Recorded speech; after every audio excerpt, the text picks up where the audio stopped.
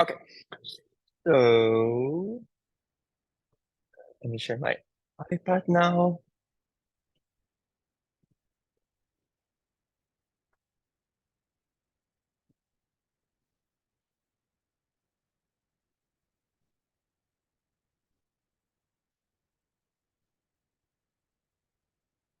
So yeah, so today my plan is just basically to finish the stuff about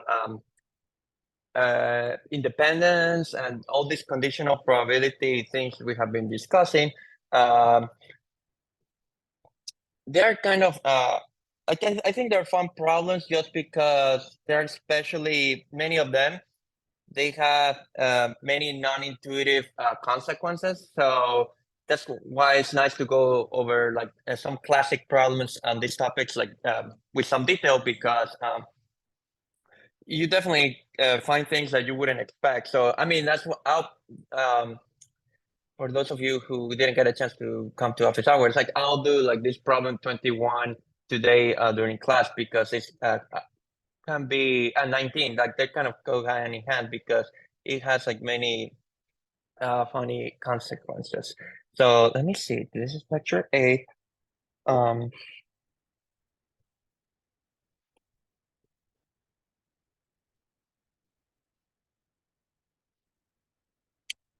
okay, so the important thing that I was telling you on Wednesday, the stuff we ended up with was this concept of independence, right?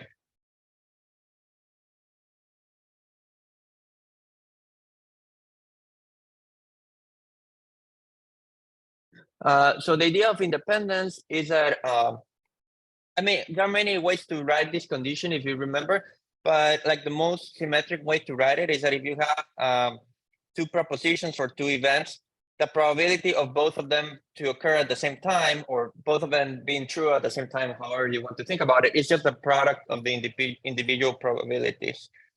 Okay. But then, and again, that can be written in different ways. So this is the same as saying that the probability of A given B is the same as the probability of A, or this is the same as saying that the probability of B given A is the same as the probability of B. So I mean, like conceptually, these two kind of are kind of say more information, because it's kind of like saying knowing that B occurred doesn't affect the chances of A occurring, or knowing that A occurred doesn't affect the chances of B occurring. But for for actual calculations, it's kind of nicer to think about it in the version that involves like in this version, because it just looks as saying, it's just saying like you can take a probability of two events or two propositions and just compute it as a product of probabilities. So again, this is kind of like the most useful version for computations, but for understanding what this is saying is the second one is better. Okay. And again, like for many problems that we were doing up to this point, um, you know, this independence assumption was used all the time. So like, when you're throwing coins, you kind of would think like that the outcome on the third coin is independent from what happened with the second coin or the first coin and things of that sort. So that's why we would just multiply probabilities all the time. If you like, I'm sure like you remember from some of the exam problems um, that's what's going on. Is that making sense? So what I have to uh, wanted to tell you about to begin with is that there's like an analogous notion of independence for conditional probability. So that's what I'll start with saying. So so it's called conditional independence, unsurprisingly.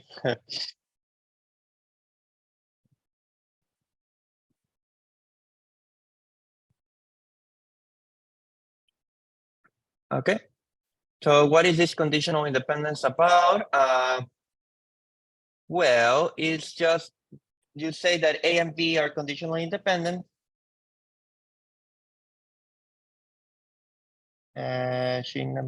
Independent. given C, if the probability of A intersection B given C is the same as the probability of A given C, oops,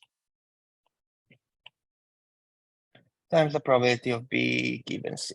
So it's kind of like, it's kind of like the same, like it's essentially taking like the first definition, which again is like the most convenient for calculations, and just saying that this multiplication property holds if you condition every event or every proposition with respect to this extra piece of data. Okay, so it's kind of like the analogous version for what I just wrote, but just with every side of every probability that appears here being conditioned on that. Is that making sense?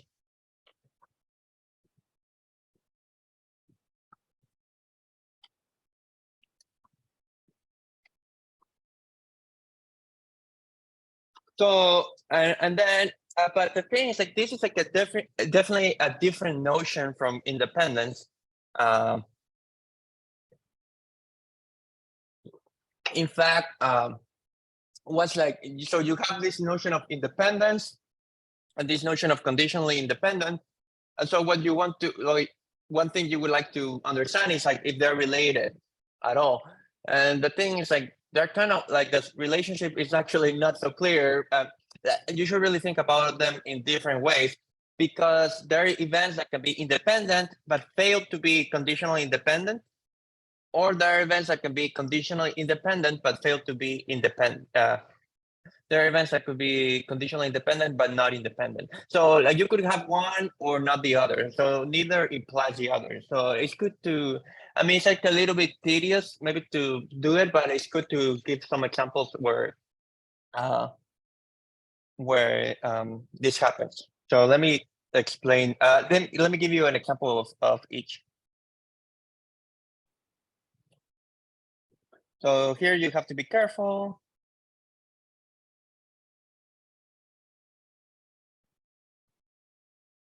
Since AB can be independent,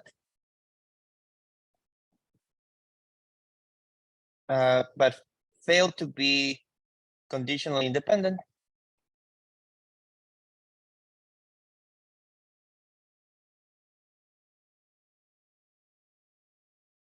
And likewise, AB can be conditionally independent with respect to C.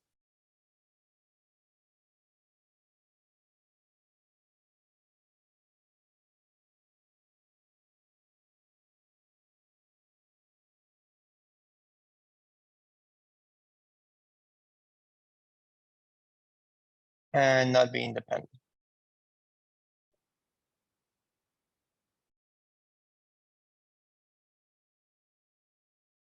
Okay, so so let me give you an example of each. So let me start with example 1.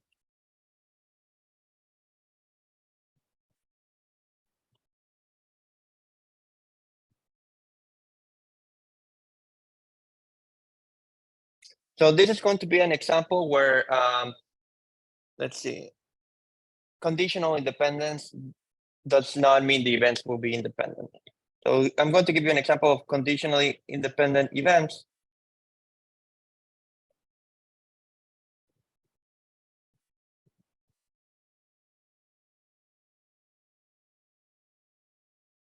Which are not independent.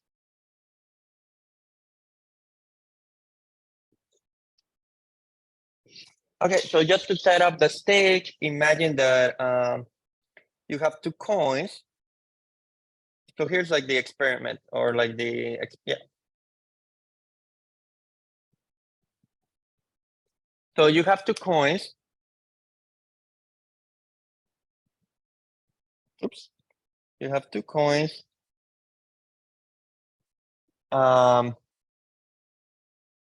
One is fair. Okay, so one is like the usual coin, which is fair. And the other is like an extreme version of like a unfair coin, because it is a one that has heads on both sides, and the other is completely unfair, right? And the other,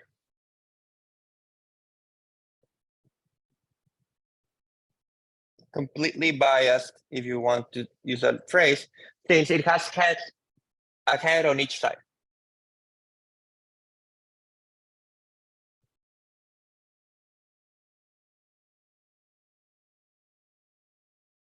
Okay, so this is going to be similar to this the problem we had done maybe at the beginning of the week, where we had thrown like a coin 3 times, and we wanted to see if the coin we had chosen was fair or not. I don't know if you remember this one, but the idea is like now you choose one of these coins at random. Okay, so let's say that you choose. Again, you can think that you're blindfolded, so you pick one at random.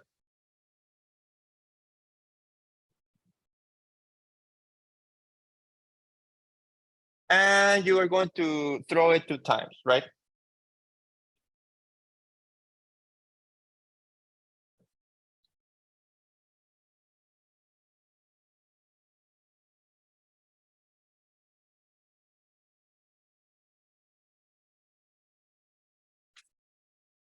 Okay.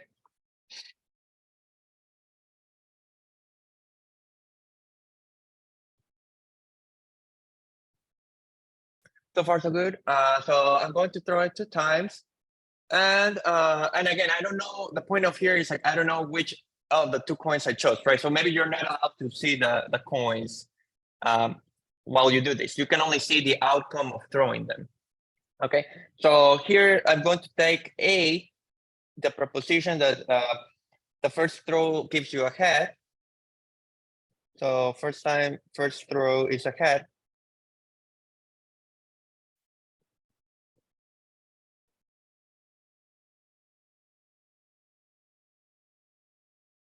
And then B is going to be the event or the proposition where when the second time you threw it, it also lands on a head.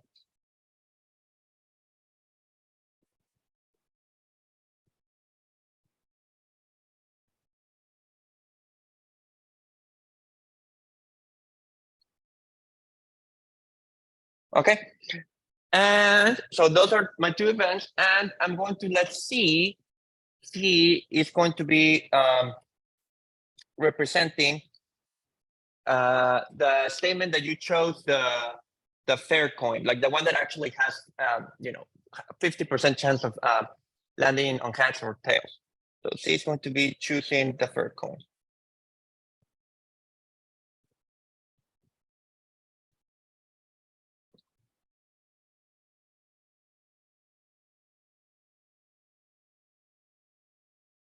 Okay, so the claim is that A and B. The first claim is that A and B are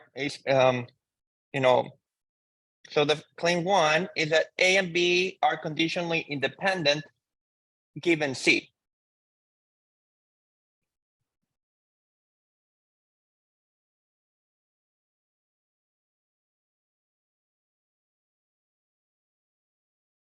Conditioned on C. Is that making, okay, let's stop here to see if this is making sense. So what I'm saying is that if I know I have the piece of data that I chose the fair coin, right?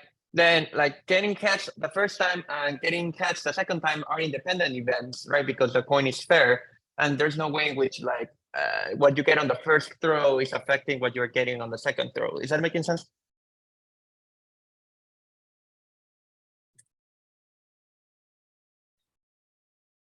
So this is like an example of a conditionally independent event. And I mean, you could, like, if you want, you can compute it. Because what's the probability of A intersection B condition on C? Well, it's just like a quarter, right? Because there are only 2 ways of getting heads. If the coin is fair, right? Therefore, outcomes heads tails, that's tails heads, tails and heads, and that's just 1/4, right? So which would be the probability of A given C times the probability of B given C. I mean, so you can check it like from the formula, but it's kind of just good to understand that this is kind of true, like philosophically speaking, right? Like conceptually. But so I'm saying that these 2 are independent events given C or conditioned on the information of C. Well, no, that's actually what we're going to check right now. Hence this, yeah. No, the second claim is that they're actually not independent events. Okay. So this is where you have to be careful. Okay.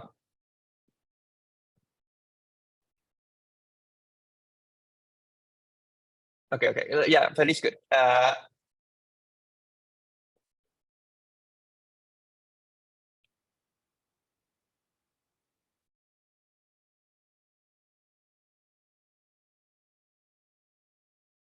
But like this is where I'm like this is a whole point of probability theory. If there's a takeaway of the course is that it is very easy to fall for intuitions. Like your intuitions can be very wrong in these problems. So just give me a second. I just to bring more one.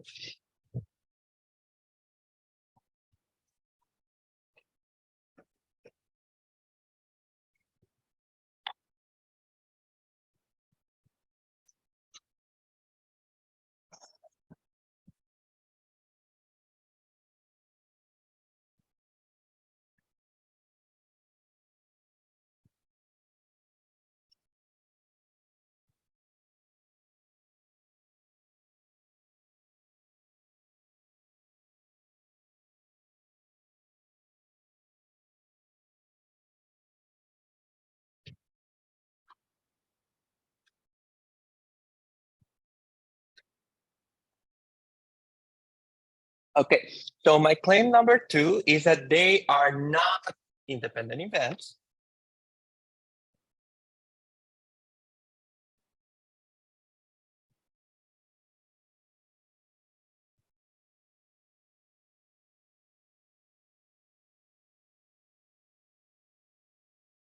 And like the only way to actually know whether they're independent or not is to compute the probabilities and check whether the probability of the intersection is or the AND is a product of the individual probabilities. There's no other way around it.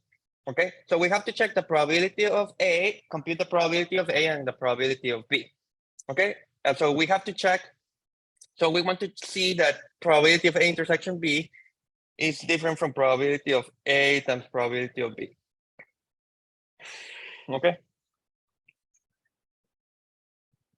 So let's start computing these individual probabilities because I mean just to start somewhere, I guess. So what's the probability of A? Anyone? Okay.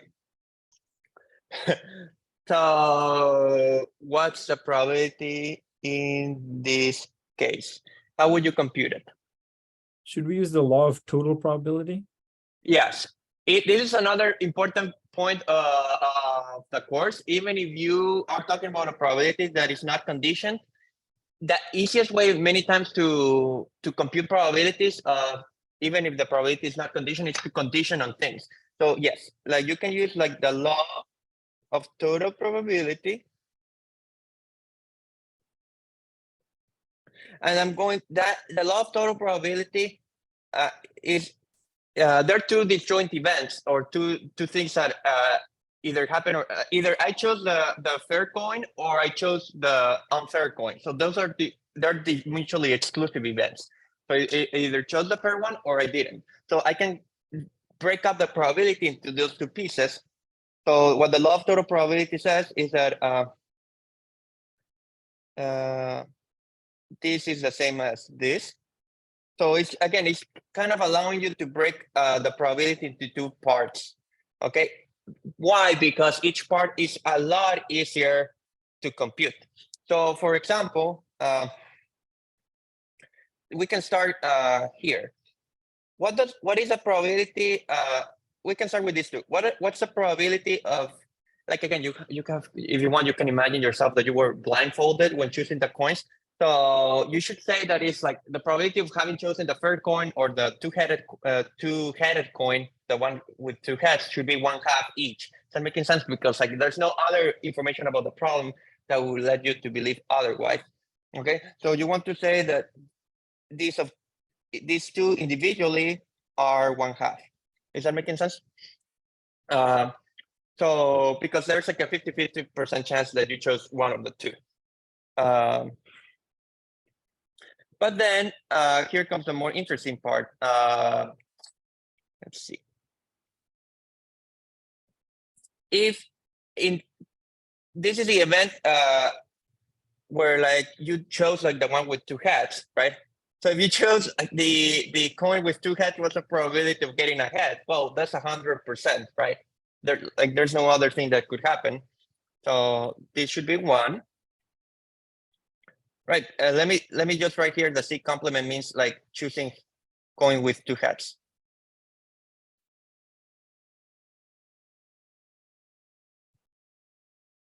Okay. And what's the probability of getting a head on the first throw if you chose the fair coin? Well, it's 1/2, right? Because that's almost by definition. I mean, that's basically what you want to define a fair coin as. So you get these numbers, and so you get 1/4 plus 1/2, which is 3/4. Okay, is that making sense?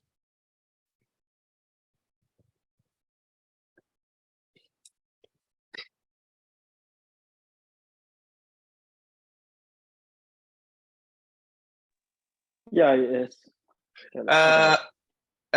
So okay, and it's kind of like the same argument for why the probability of B. I mean, it's essentially applying the same logic for like the probability of B. That will also be 3/4 because you break it using the law of total probability and you argue in the same way. So the probability of B is also 3/4 because of the law of total probability. It's exactly the same argument. Okay.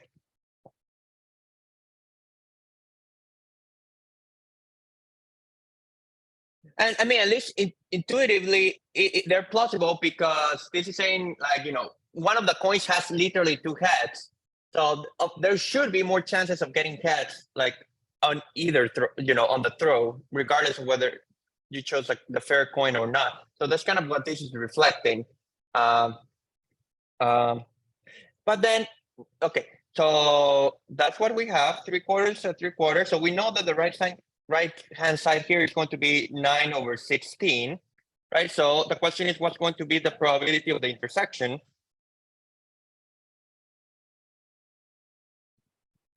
And how do I compute that? I use the law of total probability again. So law of total probability, LTP, if you want, that's like a nice abbreviation. Would give you the probability of A intersection B given C times the probability of C plus the probability of A intersection B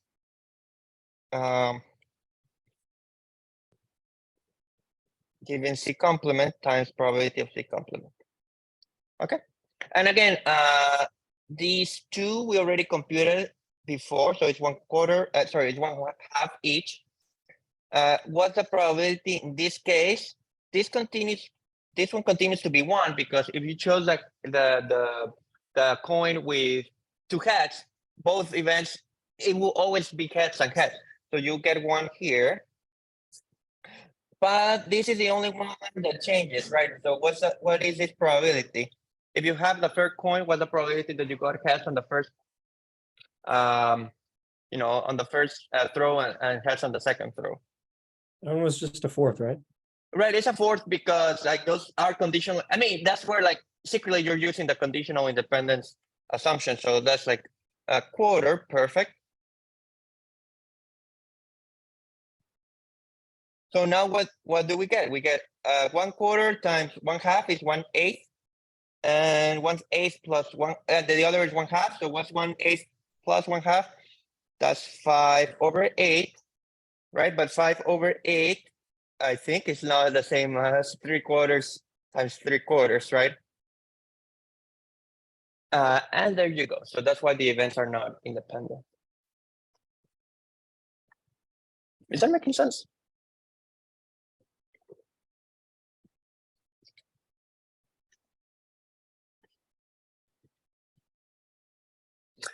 Well, okay. So what you think can think about it is that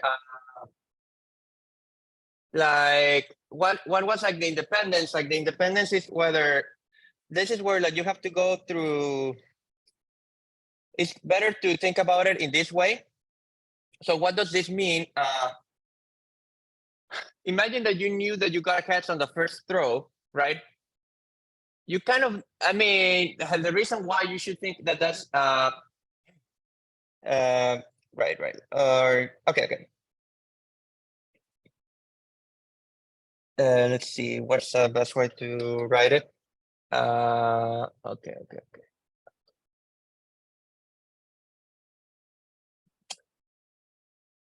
The thing is, like, once you have a head, kind of that increases your chances for like getting a second head or having had like a head on the other case, because you know one of the coins has like two heads.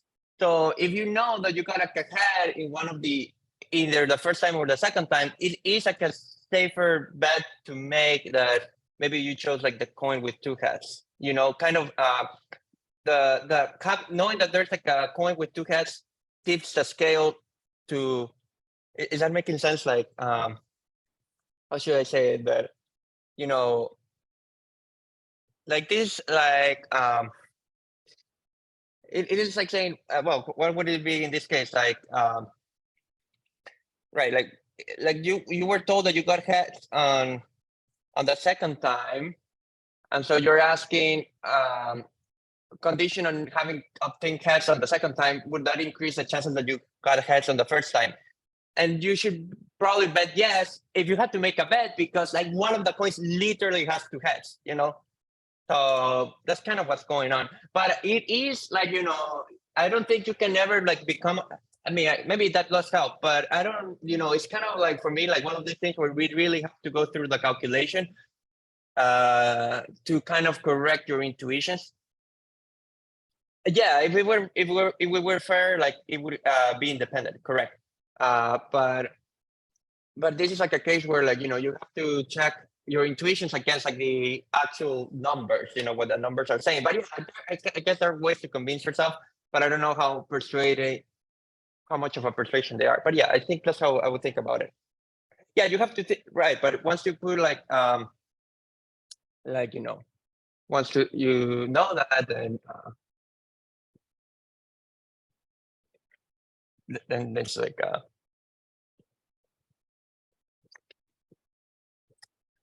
and that's, yeah, but it's still, I agree, it kind of looks a little bit odd, but this is like, it's a good example just because it is really easy to fall for, you know, fall for prey, like it's a trap, right? So it's a good example just to show you that you know, you really have to be careful when you're like not confused like the two concepts. Yeah, so there's like a base formula here. Yes, that's correct. Yeah, you could also have used the base formula as let's see. I'm trying to read what you're saying. Yeah, let's see. Probability of head is 0.4. Well, so when you say base formula, I guess like you're oh, you mean like switching, like, oh, okay, right. You could have done it like yeah, you although I mean the base theorem, well, it depends on how you mean to get like oh, you mean like applying the base theorem to get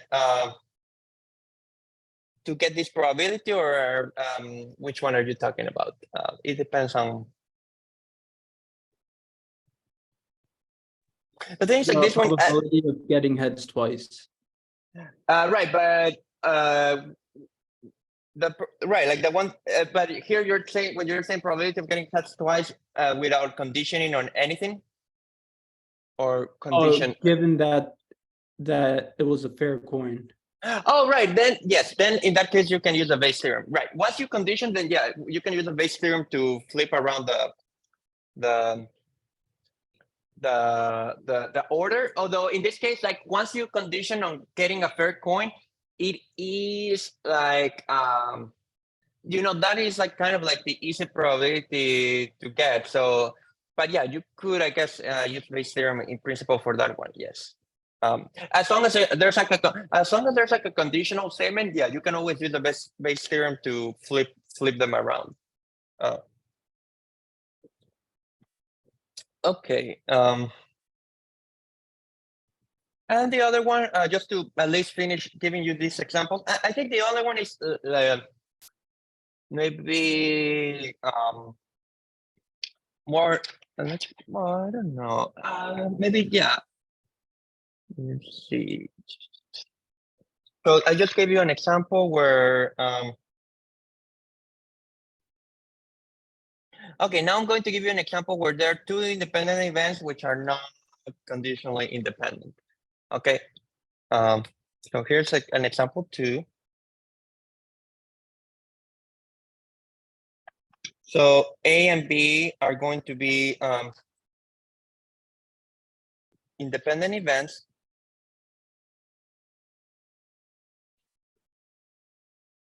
But they are not conditionally independent.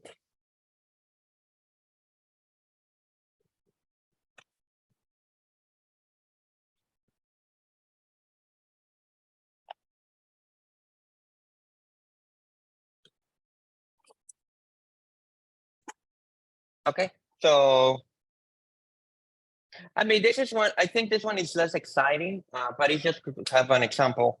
I think, yeah. Let's see.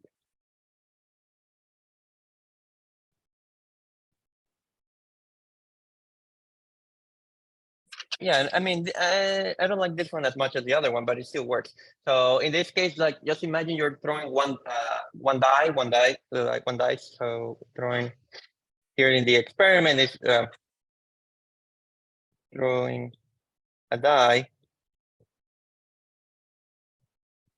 a third die. So like you can either get 1, 2, 3, 4, 5, or 6. So A is going to represent 1, 2. By that I just mean this just means like getting a 1 or a 2.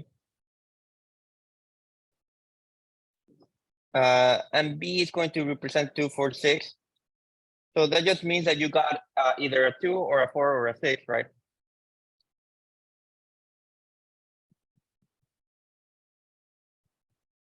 And C is going to represent 1, 4. So it represents getting here getting a 1 or a 4.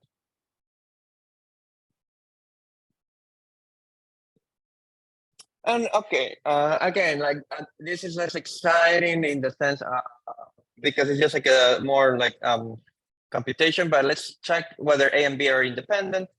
So are A, B independent?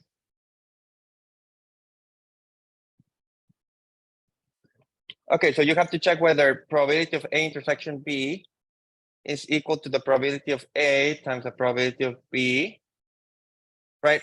I mean, the probability of A and B are easy to find, like the probability of A, right?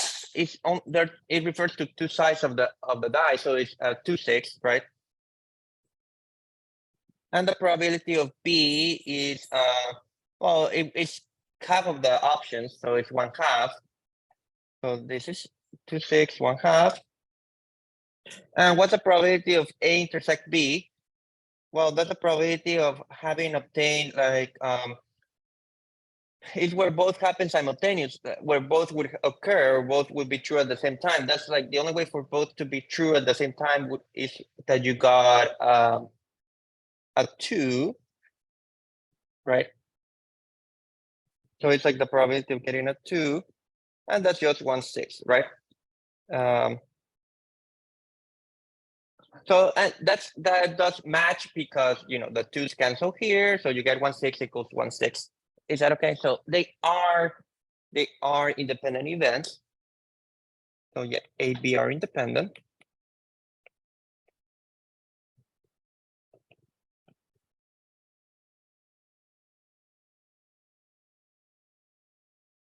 And now the question is, are they independent condition on C? So the question number 2 is like, do we have independence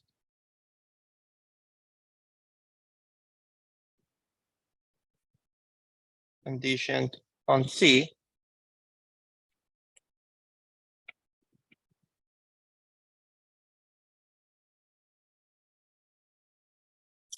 Okay, and then again, like what does that mean? It would mean that the probability of A intersection B given C is the probability of A given C times the probability of B given C. That's what we're asking now. But, and then you can just work out each of the formulas, right? So what's the probability? Let's work each of them separately. What's the probability of A intersection B given C? Well, that's a probability of, I mean, like there's ways to do, like you can use if you want the original definition of conditional probability, that may be easier. It's probability of A intersection B intersection C divided by the probability of C.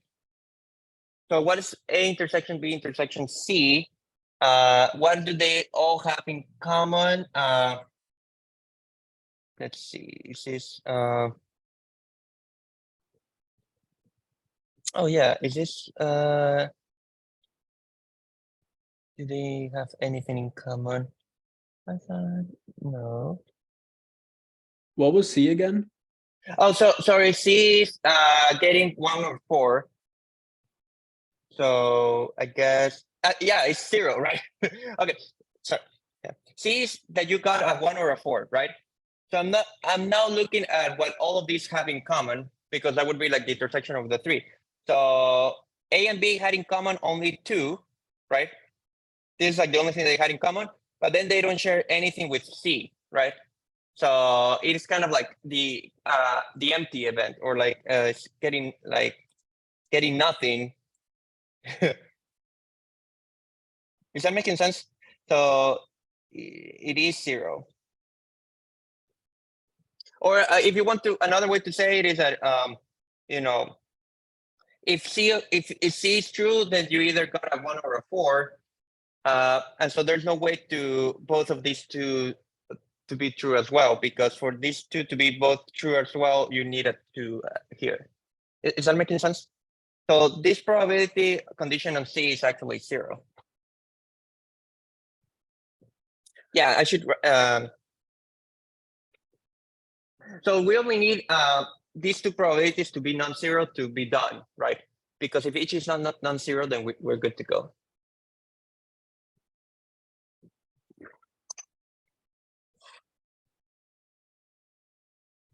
So what is the probability of A given C? Well, that's a probability of A intersection C given the probability of C.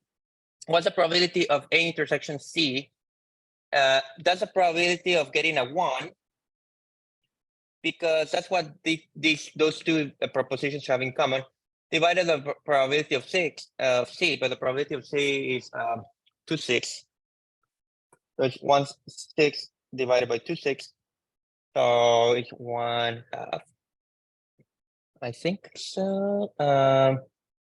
Yes. And what's the probability of B given C? That's probability of B intersection C by the probability of C. And when are B and C true at the same time? When you got a 4. So that's the probability of getting a 4 divided by the probability of C, which is 2 6. So it gives, by the same argument, it gives you 1/2. So the product of the probabilities is a quarter, which is not 0. So you get here 0. And then you get here 1/2 and 1/2. So they're not conditionally, they're not independent condition on C. Okay.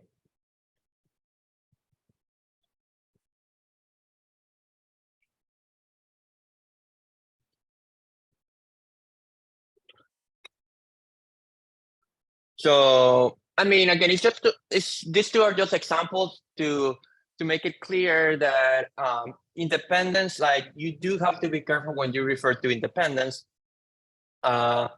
because like they are not equivalent ways to think about independence. One is independence kind of in what's sometimes called the absolute sense, and then the other is kind of independence given some evidence. And so that's actually what we're going to do. I mean, my plan was to do this medical test paradox next. So it is like a cute application of these ideas.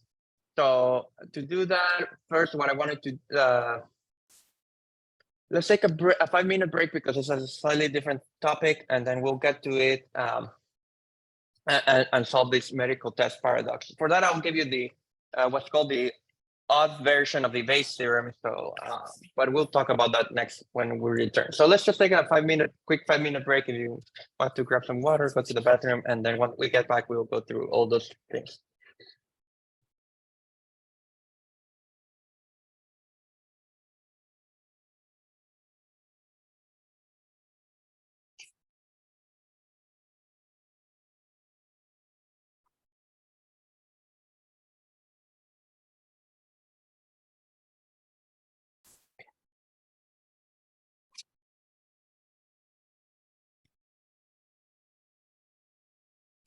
Okay. So yeah. So just to mention briefly this,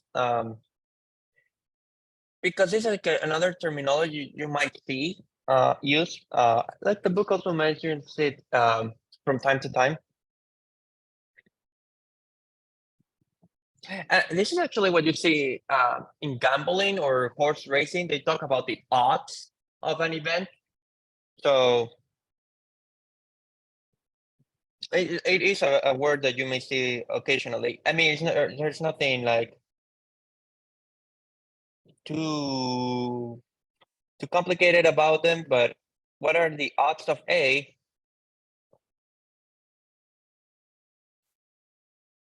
The odds of A is just the probability of A divided by the probability of A complement. Okay. So, you know, sometimes when you talk about betting odds or things like that, that's what they mean. So, and that, I mean, if you prefer, you can also write it as probability of A divided by minus the probability of A. Okay. So when you say like the odds of A are like 5 to 1, that just means that, you know, what, like 5 to 1. So if this is like, it just means that A is like 5 times more likely than the complement. So like the odds are kind of like another way to describe the probabilities. But again, it is, you know, you can quickly go from one version to the other. It's just that for some applications, like people like to give like the odds in terms of talk about the probabilities in terms of odds. Okay, so it's just like a definition. Okay. It's just that in this case, like the odds, you know, the nice thing about probabilities is that the probabilities are always numbers between 0 and 1. The odds, since it's like ratio of two numbers between 0 and 1 as a ratio, it can actually be any positive number and any non-negative number. So they can be.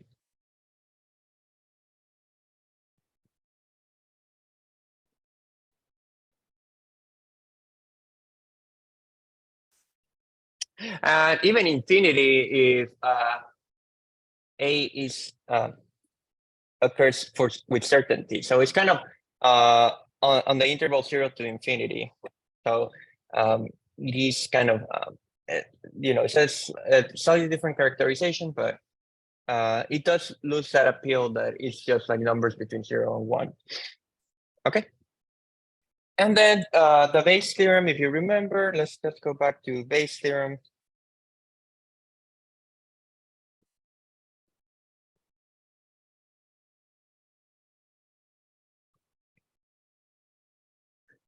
What Bayes said is that the probability of A given B was the probability of B given A times the probability of A divided by the probability of B. Okay.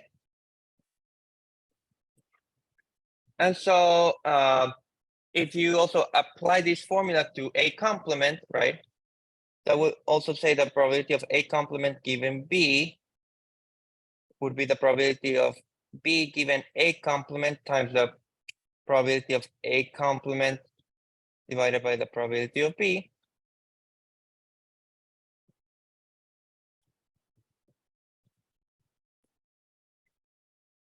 so far so good, everyone with me? So I'm just like using the base formula for two things for A, and I'm using the base formula for A complement.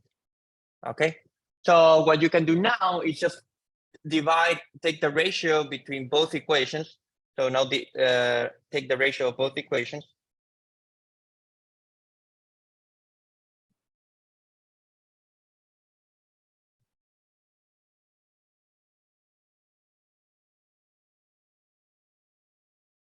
And so what do you get? You get like the probability of A given B. Let's still use like the colors. You get the probability of A given B. Oops, divided by the probability of A complement given B. So what happens when you take these ratios? Like the only thing the only purpose that you would have in taking the ratios is to cancel out the probabilities of B. That's like the only advantage of taking the ratios, right? So you get the probability of B given A times the probability of A divided by the probability of B given A complement times the probability of A complement.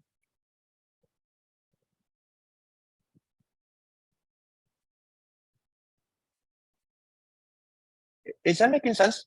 So like the only again, like the only reason for doing that is that if you write it in this way, you are getting rid of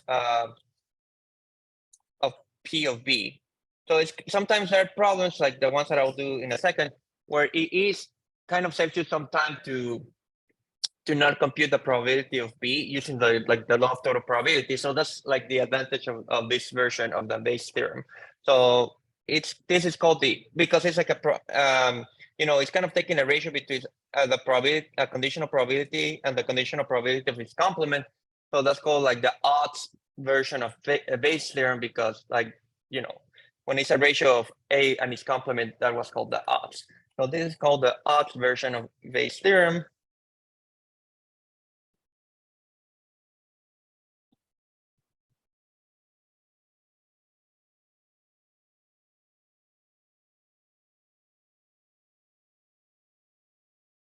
And like sometimes, again, if you will use statistics in your life in an important way, this ratio is called the prior odds. And this is sometimes called the likelihood ratio, the other one. So like in medical tests or like medical literature, or like I guess probably genetics and biology, especially like nutrition or other things, this is like a useful way where things are written as. So I actually will send you like a cute video about it, about the odds version of base theorem, which is nice to watch, and like it will go over that, and like kind of what's sometimes convenient to have it written in this way. Okay.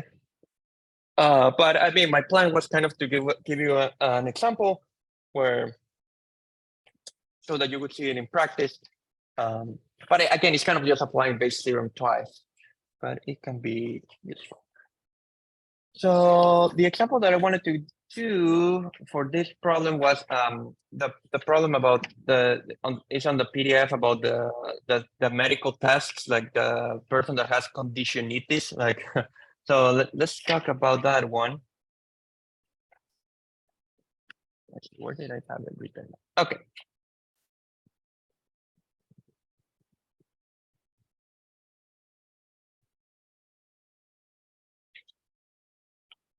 So these are like kind of problems 19 and 21 of the PDF.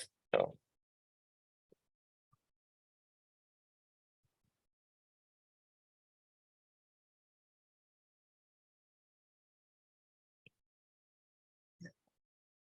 And this is also related to what's called the medical test paradox. So I'll get to that in a second.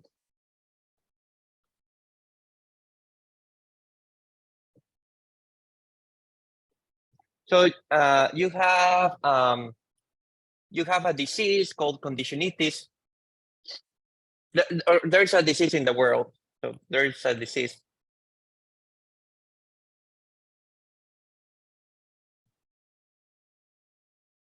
Conditionalities,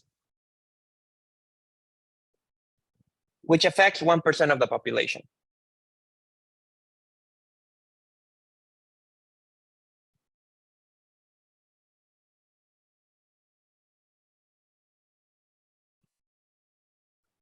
Okay. And then you have a test that will tell you whether you have conditionalities or not. Okay, so you have a test. You have a test which tells you whether or not you have the disease.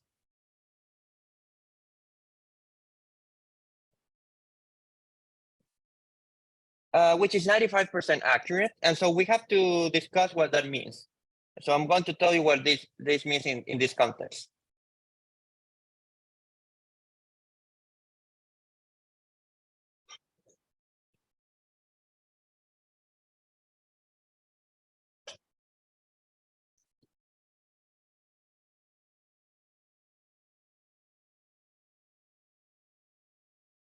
So to explain it, let's say that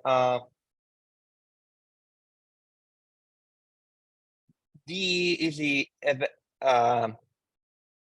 so D is the event that you have the disease, or you have the disease.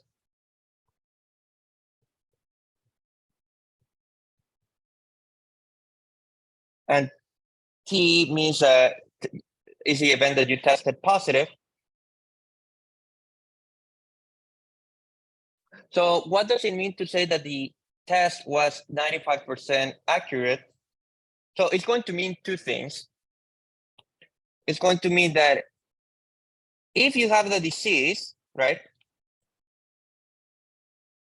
If you know for sure that you have, if there's a way to know for a fact that you have the disease, then the test will you will test positive with this test 95% of the time. Okay.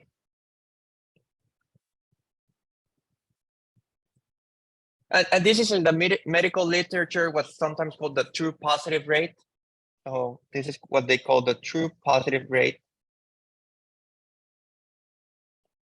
But there's another condition that you can add, which is like, if you don't have the disease, again, if you somehow don't know that you don't have the disease, or it's a fact that you don't have the disease, then the test will come out as negative also 95% of the time. And this is called the true negative rate. I mean, you could have tests where like the true positive and true negative rate just work differently, right? Like they don't have to be the same number, but just for practicality, we're taking it to be the same number. Is that making sense so far? So good. Questions about this? Again, this is just a setup, right? So you have this disease and you have this test. 95% of the time, it works the way it's supposed to, right? Of course, the way in which you actually use tests is in the other way, right? The way you use a test is like you're not sure if you have the disease or not, so you take the test to kind of gain information. So these probabilities are not the ones you care about in practice, right? You care about the probabilities in the up condition the other way. If you test positive, you want to know how certain you should be of having the disease, right? So that's actually the first part of the problem, right? So like the first part of the problem is assume that you tested positive. What are the chances that you have the disease? Okay, so that's what we're going to part A or part one. Suppose you take the test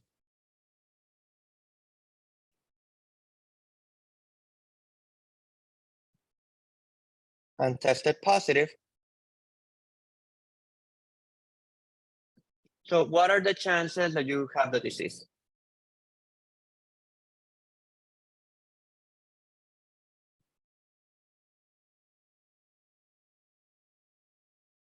Given this test, given that positive test.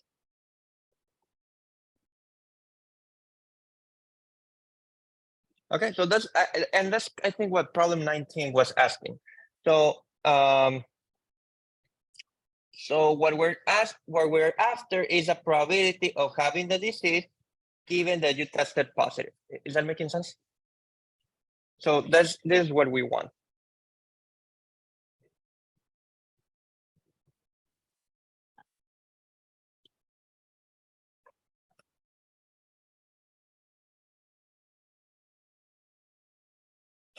So far so good. And you could just apply the base theorem to it if you want.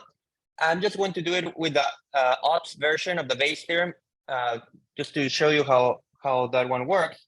So if you look at the odds version of base theorem, so again, you can just use the base theorem to it, but I'm going to use as an illustration, I'm going to use the odds version.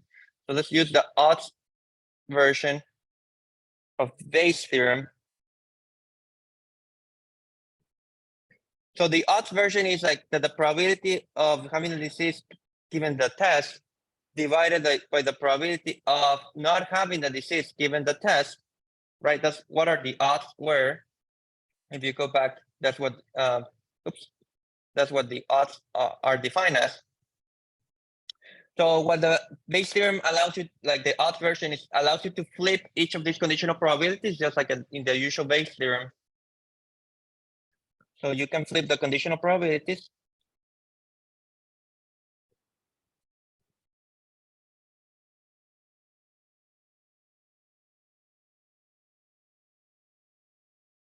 And then by the times the probability of the disease divided by the probability of not having the disease. Okay. Is that making sense? Any questions about this so far so good?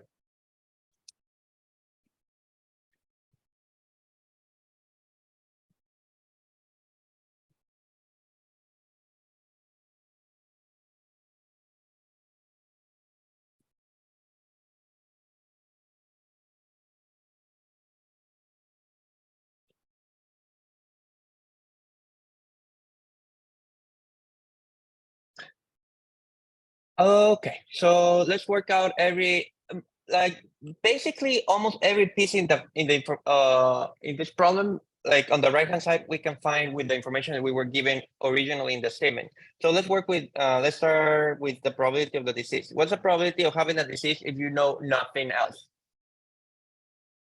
That's in the problem secretly stated. Over 100.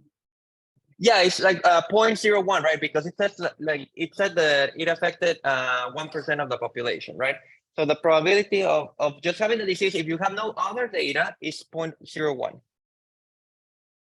Is that making sense? And then by the same logic, what would be the probability of not having the disease? Well, it is literally 1 minus the probability of having the disease, so 0.99. Okay, so far so good. With these two, so that already gives us this ratio here. Okay.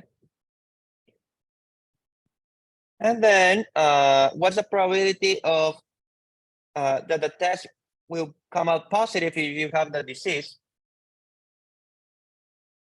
That's also in the problem, right?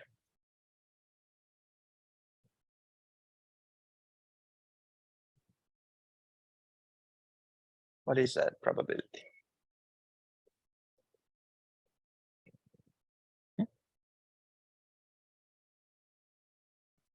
Chidi wants to know the answer.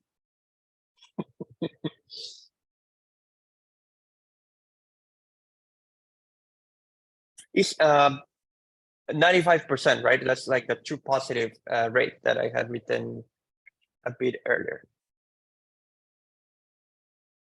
Is that making sense? Complement here, would that one be like 5% then? Probability of T given D complement? Correct. Here's one way to think about it. Yes, excellent. That should be fine. 5%. How can you think about it if you want? You can use that. That's 1 minus the probability of T complement given D complement. And probability of T complement given D complement, that is also in the problem, right? So you can either use common sense or you can use the formula for probabilities of complements. And that gives you 1 minus 0.95. And so that's why you can end up with 0.005. 0.05. Is that making sense?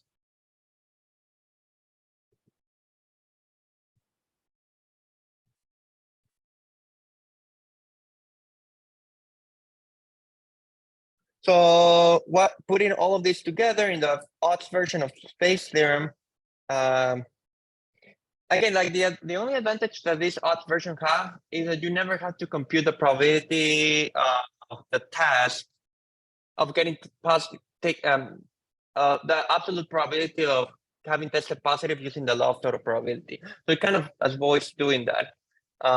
So if you put that here, you get 0.95 divided by 0.05. And then here you have 0.01 divided by 0.99. Okay. And then, well, you can go to, I mean, I'm kind of going to be lazy. You can go to Wolfram Alpha, do that. Let's see if I gives us something nice. I got 11/99. Excellent. I'll trust you. So Okay. you're saying 19 this over 99. 11/99, like all of these four together, right? Yeah, actually, sorry, it's 19/99, but I don't know if the specifics matter. I mean, just to have like 19, you said? Yeah, because I guess otherwise it's simplified to 1/9. Okay, yeah, it's good. So I mean, it will matter just to have like a good percentage. So that's like the ratio, right? But then what's this probability? That's 1 minus the probability of having the disease given the test, right? And from there, I mean, if you call this x, I mean, if you want to do like the algebra, right, you could call this x. So you have x over 1 minus x is 19/99.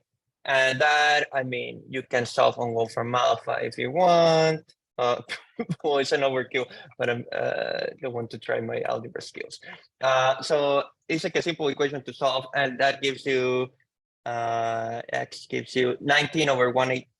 So x would be the probability of the having the disease given the positive test is 19/118. And what is 19/118? That's 0.16%.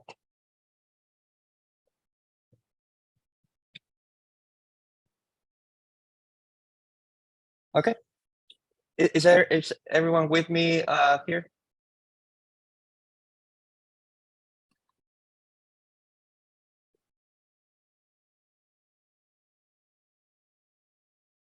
So what this is saying is that if you tested positive for the disease, there's only like actually like a 16% chance that you have the disease.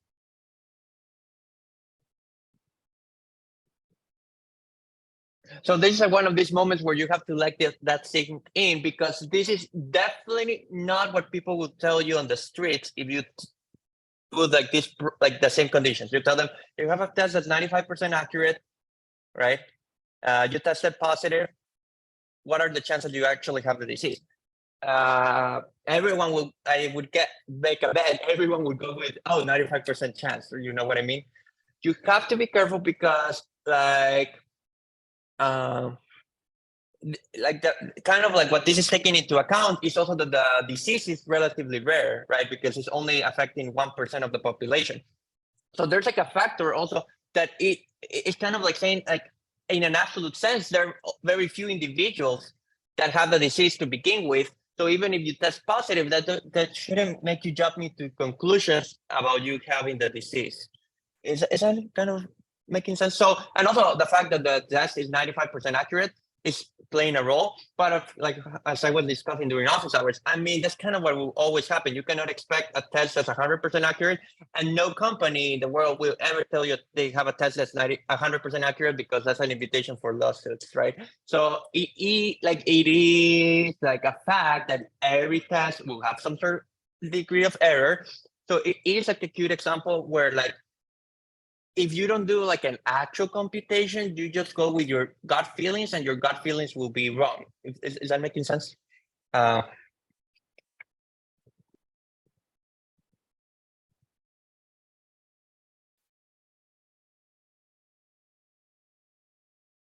So it is like I like this example because it is really telling you like how these intuitions can be the intuitions that we can have about probability or conditional probability can be completely like all over the place and may not have a basis with reality. In fact, like in this video that I'll send you that you can watch, like this was a question that was like a version of this question was asked to like a group of medical professionals at a conference, and the majority of them just answer like 95% or whatever. I mean, they answer a number that was way higher than what you actually would get.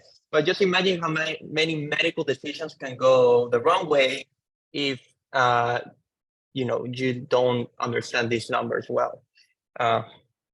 Okay, so that's why I like this example because on the other hand, like it is not the test is playing a role, a positive role, because like literally before the test you had only a 1% chance of having the disease, right? And like now you have a 16% chance of having a disease. So it as a multiple, right? You jump from 1% to 16%. So it is a big jump as a multiplication. So it's not that the test is like completely useless, right? It's just that you have to understand it in its right context, right? So it's kind of a good example to keep in mind for like, the rest of your life, whenever you hear about statistics being used like in the news or things like that, people will report things.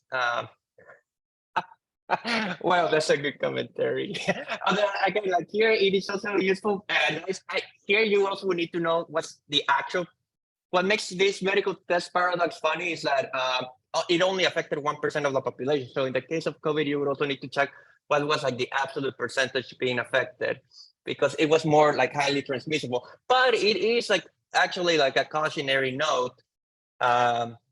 It does like the whole point of these probability courses is to kind of make you more conscious about how you can lie with statistics. You can report things in a misleading way, even of goodwill, because like you don't know how to. If you're not computing the probabilities and you're just going with your gut feeling, like you're probably just getting it wrong. That's kind of like the thing. But yeah, like what makes this like a low value, the 16% is that it was an unlikely disease because it only affected 1%.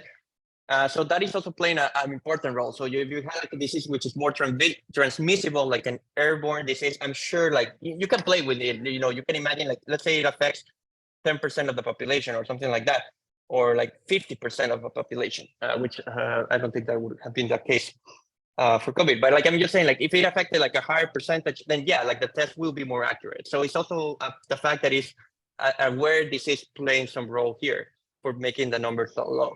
But there's a good side note to this example, which was part 2 of the problem, which is problem 21, which is like, and this is why like this like saying of getting a second opinion is actually useful, because now the second part of the problem is like, no, let's just say that you have a second test, take a second test and test it positive at the second time, right? What are your new chances of having the disease? And you'll see that the new chances are way better. So it is like letting credence to this advice of get a second medical opinion, right? The example of like the second medical opinion here is like just like getting a second test. So the second part of the problem, and I will finish with that before then we can move to the quiz. So the second part of the problem is just part 2 is like now you get tested a second time.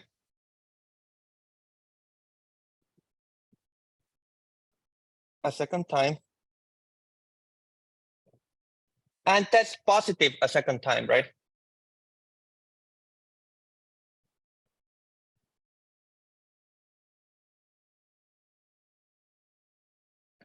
So what are your chances of having the disease if the tests are independent, conditional on having the disease? And you do have to make that assumption of conditional independence. Like I'll put it on. So let me ask it like this. What are your chances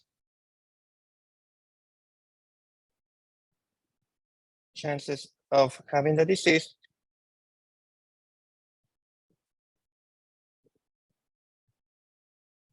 if given that you tested positive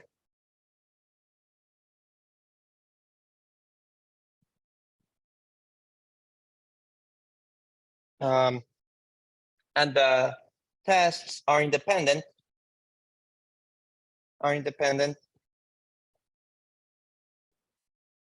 conditional on having the disease or not having it. And you'll see what I mean about this in a second.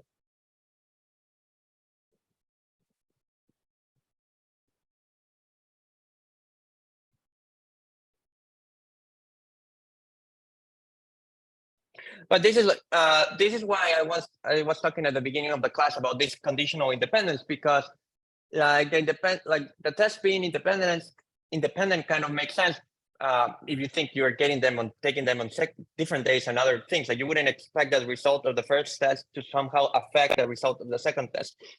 But here, like the independence assumption has to really be made conditioned on whether you have the disease or not, because otherwise, like we just saw that, like that's saying independent is not the same as saying conditional independent. So you actually have to state it out like more carefully.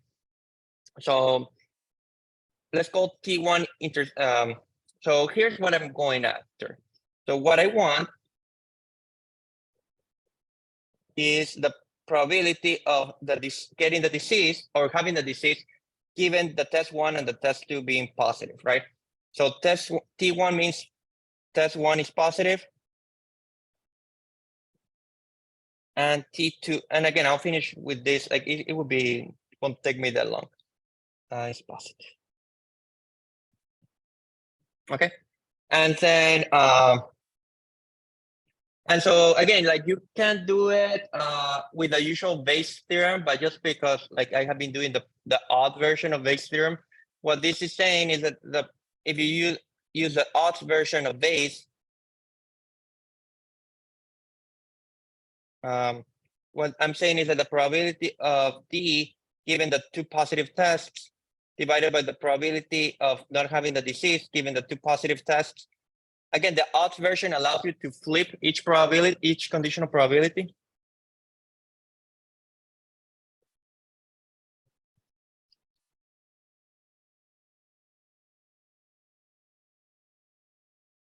And then you just divide by, and then you just multiply by the probability of the disease divided by the probability of the complement of the disease. So there are a couple of things that we had already computed earlier, so that would be nice. Right, like you see, like this likelihood, what was this called? The prior odds. These prior odds are still the same, whether you took a second test or not. So the prior odds, sorry, just to go back here, were 0.01 and 0.99, right? So 0.01 and 0.99. And then here, you see, like you have an intersection and you want to break it as multiple probabilities. So that's where you have to use the conditional independence. And you have like a similar situation here where you have like an intersection and condition on an event. So you want to use the fact that the test is independent of like it's conditionally independent of having a disease or not having it. So like I'm going to just like use the independence or the condition, like better said, the conditional independence to break each of these into products.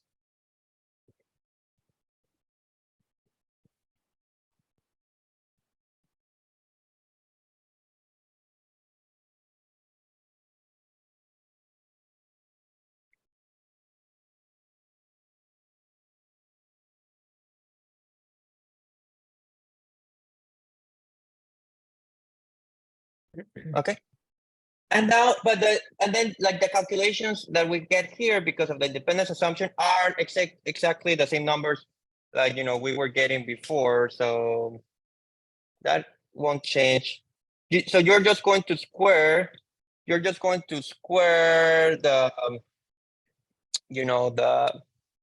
the numbers that we had before. So what were these numbers? Like P of T given D. Okay, right. Like this was 0.95 over 0.00, 0.95 over 0.05, and this is actually like it's kind of symmetric calculation. So you can just put it like as. Let me write it like this. So you're squaring these quantities and then that's what you get, like the 0.95.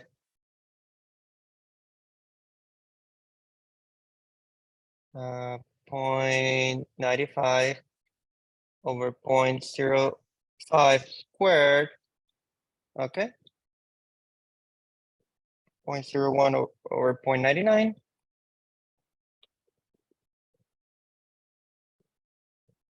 And again, that was equal to the ratio.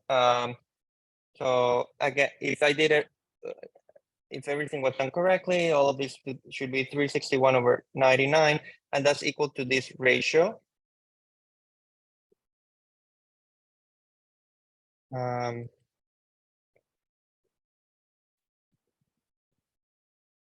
Okay, but then again, like you can call this y just to use a different variable.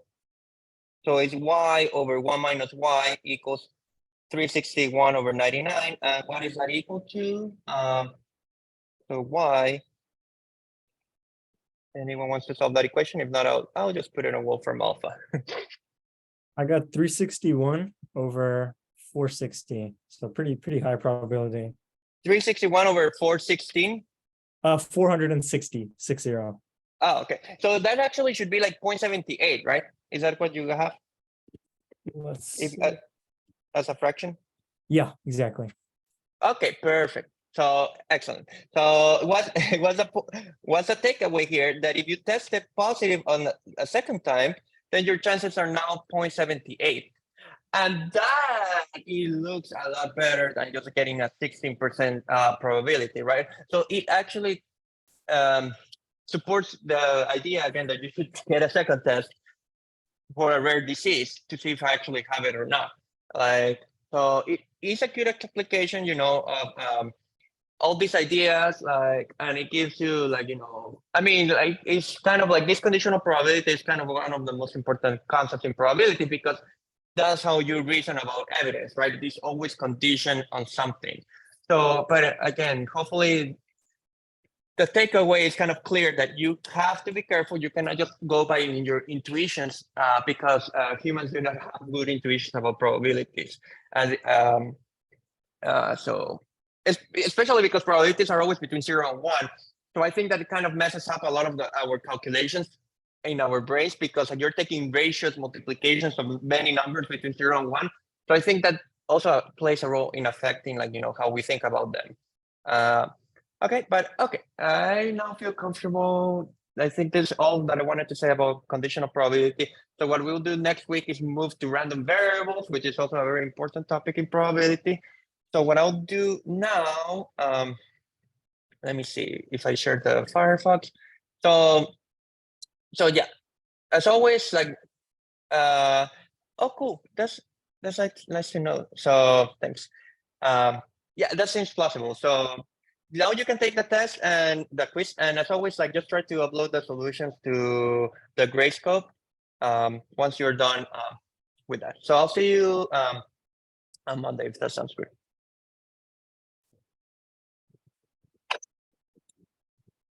Have a good one, Professor. You too, you too. Thank you, Professor. Thank you. Bye, bye. See you. Have a good one.